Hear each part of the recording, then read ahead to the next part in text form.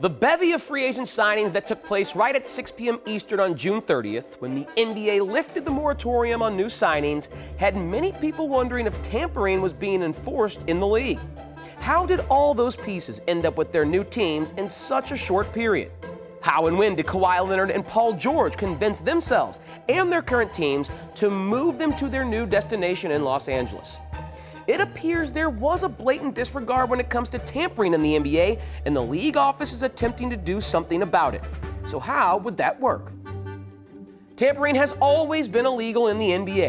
In 1995, the league forced the Miami Heat to send a first-round pick and $1 million to the New York Knicks in exchange for head coach Pat Riley after the Heat were accused of tampering by recruiting Riley.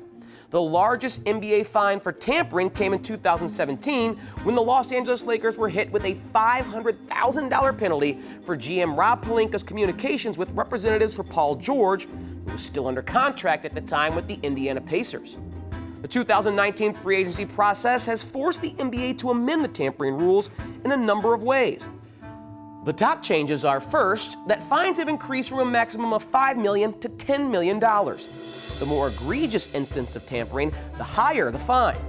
Commissioner Adam Silver can also take draft picks as punishment for conduct detrimental to the NBA.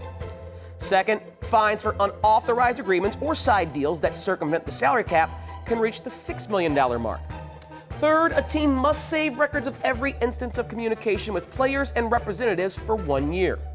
Fourth, the NBA will be authorized to audit the electronic communications of up to 5 randomly selected teams each year, ensuring that teams are complying with NBA rules.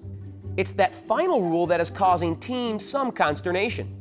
According to ESPN, some teams believe that the auditing process infringes on their organization's right to privacy. "I don't think Commissioner Silver should have any right to get into my phone," an anonymous GM told ESPN. "I wish my owner would vote no, but I doubt he will. You'll only make yourself a target for investigation if you do."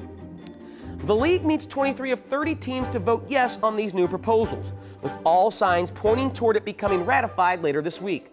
Small market teams voiced their displeasure with how the 2019 offseason went down at the owners' meetings in July, and the NBA is looking to make changes. So if it is passed, we'll see if these new tampering rules will provide the needed effect to free agency in the player empowerment era, and that's how it would work.